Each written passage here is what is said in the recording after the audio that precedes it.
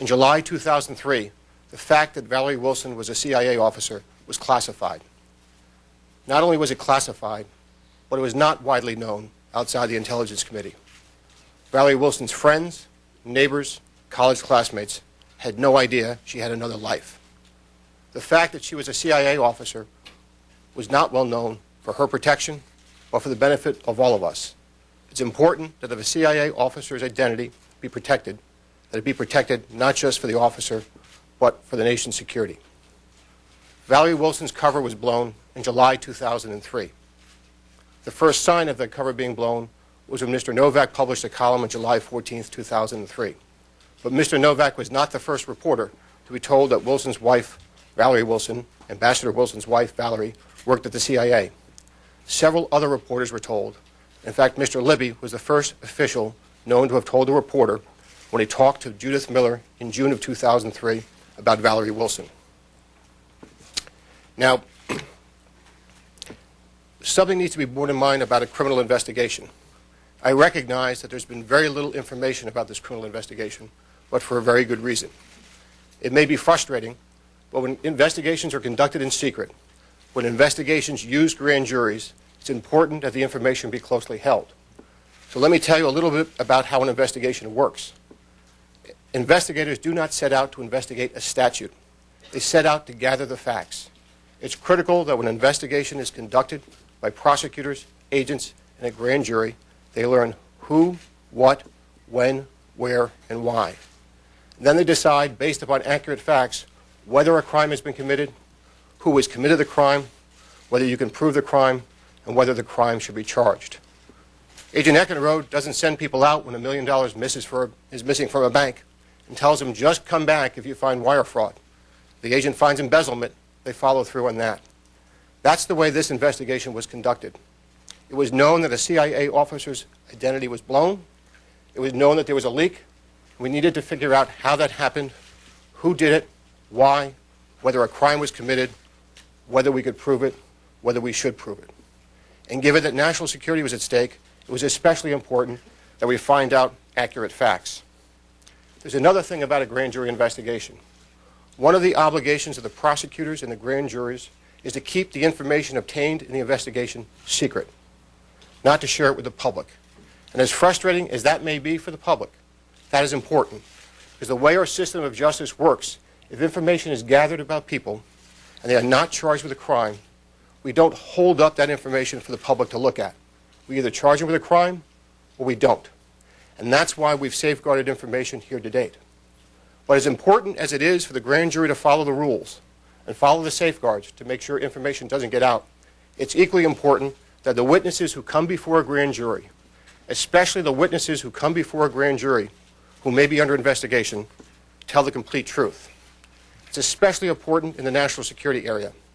The laws involving disclosure of classified information in some places are very clear, and in some places they're not so clear. And grand jurors and prosecutors making decisions about who should be charged, whether anyone should be charged, what should be charged, need to make fine distinctions about what people knew, why they knew it, what they exactly said, why they said it, what they were trying to do, what appreciation they had for the information, and whether it was classified at the time. Those fine distinctions are important in determining what to do. That's why it's essential when a witness comes forward and gives their account of how they came across classified information and what they did with it, that it be accurate. Now that brings us to the fall of 2003. When it was clear that Valerie Wilson's cover had been blown, an investigation began. And in October 2003, the FBI interviewed Mr. Libby. Mr. Libby is the Vice President's Chief of Staff. He's also an assistant to the President and assistant to the Vice President for National Security Affairs. The focus of the interview was what was it that he had known about Wilson's wife, Valerie Wilson, what he knew about Ms. Wilson, what he said to people, why he said it, and how he learned it. And to be frank, Mr. Libby gave the FBI a compelling story. What he told the FBI is that essentially he was at the end of a long chain of phone calls. He spoke to a reporter, Tim Russert, and during the conversation, Mr. Russert told him that, hey, do you know that all the reporters know that Mr. Wilson's wife works at the CIA? And he told the FBI that he learned that information as if it were new, and it struck him. So he took this information from Mr. Russert, and later on he passed it on to other reporters, including reporter Matthew Cooper of Time magazine, reporter Judith Miller of the New York Times. And he told the FBI that when he passed the information on July 12th of 2003, 2 days before Mr. Novak's column, that he passed it on understanding that this was information he had gotten from a reporter, that he didn't even know if it was true. And he told the FBI that when he passed the information on to the reporters, he made clear that he did not know if this were true. This was something that all the reporters were saying, and in fact, he just didn't know, and he wanted to be clear of that.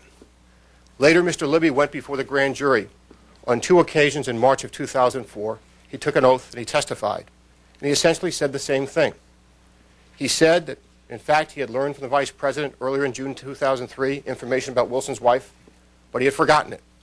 Now, when he learned the information from Mr. Russert during this phone call, he learned it as if it were new. And when he passed the information on to reporters Cooper and Miller late in the week, he passed it on thinking it was just information he received from reporters, and that he told the reporters that, in fact, he didn't even know if it were true. He was just passing gossip from one reporter to another at the long end of a chain of phone calls. It would be a compelling story that would lead the FBI to go away if only it were true. It is not true, according to the indictment. In fact, Mr. Libby discussed the information about Valerie Wilson at least half a dozen times before this conversation with Mr. Russert ever took place.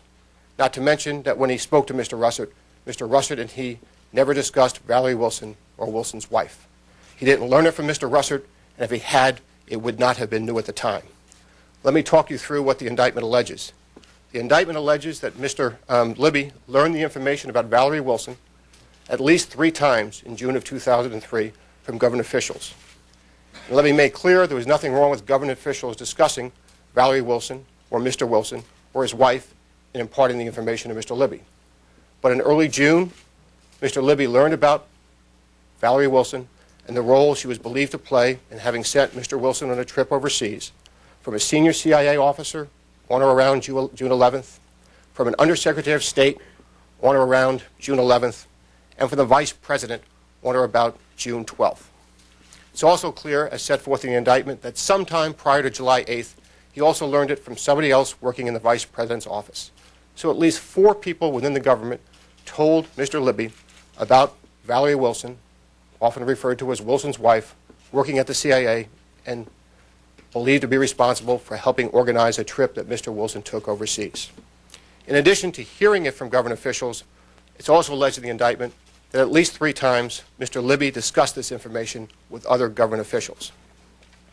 It's alleged in the indictment that on June 14th of 2003, a full month before Mr. Novak's column, Mr. Libby discussed it in a conversation with the CIA briefer in which he was complaining to the CIA briefer his belief that the CIA was leaking information about something or making critical comments, and he brought up Joe Wilson and Valerie Wilson.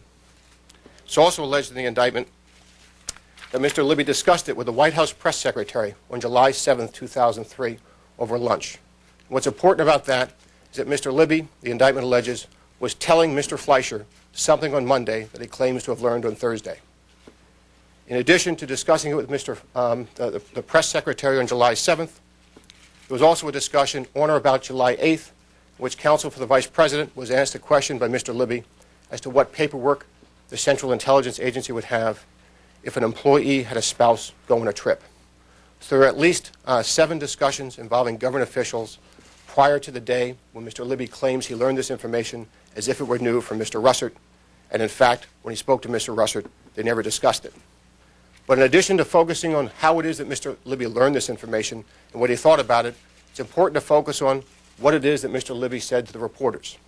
And the account he gave to the FBI and to the grand jury was that he told reporters Cooper and Miller at the end of the week on July 12th, and that what he told them was he gave them information that he got from other reporters, that other reporters were saying this, that Mr. Libby did not know if it were true, and in fact, Mr. Libby testified that he told the reporters he did not even know if Mr. Wilson had a wife.